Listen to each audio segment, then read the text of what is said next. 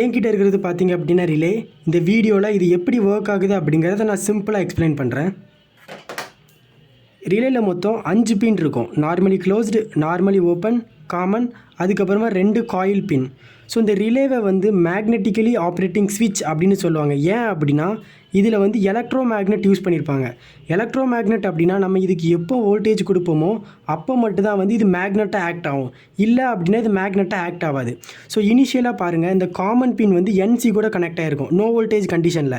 இப்போ இதுவே நம்ம வோல்டேஜ் அப்ளை பண்ணோம் அப்படின்னா ஸோ நம்மளோட காயில் வந்து மேக்னடைஸ் ஆகி ஸோ இந்த பிளேட்டை அட்ராக்ட் பண்ணுறது மூலமாக காமன் வந்து நார்மலி ஓப்பன் கூட கனெக்ட் ஆகும்.